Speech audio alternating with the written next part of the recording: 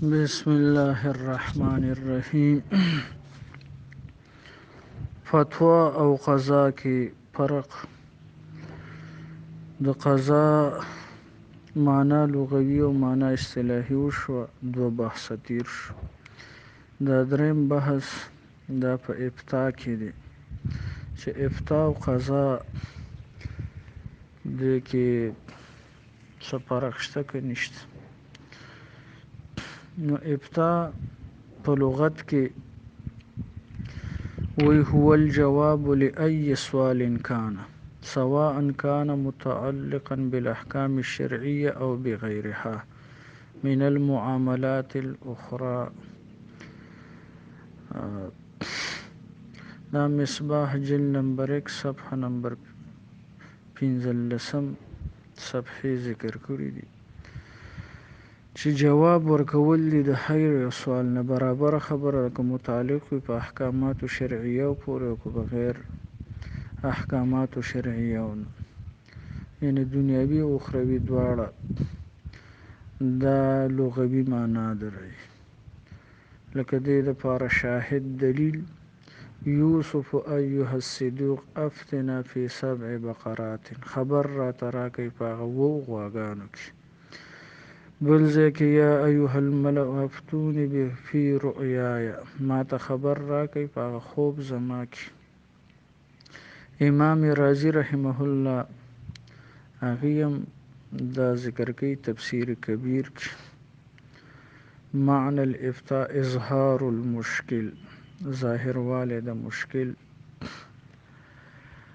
او علامه شامی رحمه الله تعالی هغه هم دا معنا لغوي په مقدمه د شامی کې د رد المحتار کې جلد 1 صفحه 72 کې وایي چې فتوا مشتق من الفتح دی وهو شاب القوي، دا ځوان ته وایي، ځوان قوي. وسمیت به، او په دې سره دا فتوا مسما کیږي لأن المفتي يقوي السائل بجواب حادثة، ځکه مفتي قوي کوي سائل په هغه جواب د حادثې څه چې کومه پیښه شوې ده ته دې مفتي جواب ورکړو، نو مستفتي قوي که ځوان یې که مضبوط یې که قدرت یې ورته ورکړو. دا خو لغوي معنی دي. لکه مفردات هغې هم په کتاب الفا کې دا ذکر کړي. امام راغب اصفهاني رحمه الله الفتیا والفتوى الجواب عما اشکل من الاحکام، جواب ورکول عما د هغه څه نه اشکل چې کوم مشکل وي من الاحکام د احکاماتو نه راځي. او اصطلاحي تعریف د ابتاء هو الاخبار بحکم الله تعالی عن مسأله دینیه، خبر ورکول دی په حکم د الله تعالی سره د مسلې دینیه نه. لکه المصباح شرح د اصول الافتاء هغه ذکر کړی جلد نمبر 1 کې صفحه نمبر 14. نو او بعضی دا تعریف هم ذکر کړی لکه اساس الشرعي صفحه نمبر 130 کې هو بیان حکم الله تعالی بمقتضى الأدلة الشرعية على جهة العموم والشمول. حاصل د کلام دا شولو چې فتوا کې صرف حکم ورکول وي او په قضا کې الزام وي.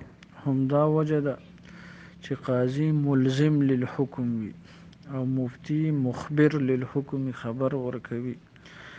بعض مسائل داسې وي چې هغه قضاءً وي او بعض مسائل دیانتن وي. نو قضاءً مسائل که مثال په تور باندې د دې لپاره یو نظیر دی بحرم ذکر کړی، بحر رائق شامیم ذکر کړی دی. یو زنانه د دعوی وکړله د طلاقو چې مال خاون طلاق را کړی دی. نو اوس به د زنانه او خاون منکر دی، د زنانه مدعیه د دینه به ګواهان طلبیږي. که چېرته ګواهان وسره نو دا طلاق قضاءً هم ثابت شو، دیانتاً هم ثابت شو. او که ګواهان وسره نه نو قضاءً دا طلاق نه دی ثابت شوی، قاضي پې نشي ثابتولی ځکه ګواه ورسره نشته دی. دیانتن د الله جل جلاله په نسبت باندې فی ما بینه و بین الله د دې خاوند او د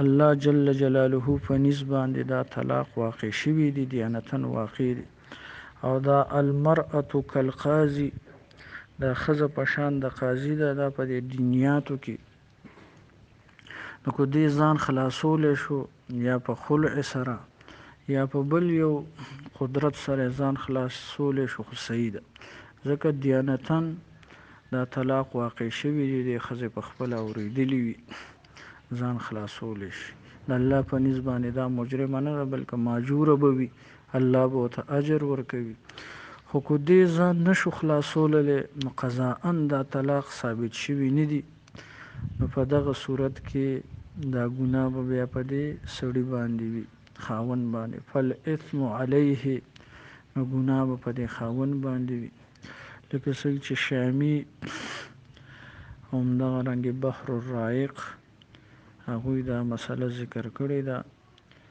او په هغې کې بیا فتاوی ذکریه هم ذکر کړی دی د شامی نه پکې دغه قول کړی دی هندیې نم دی جلد نمبر 4 او څلورم جلد او صفحه چې ده نو هغه 453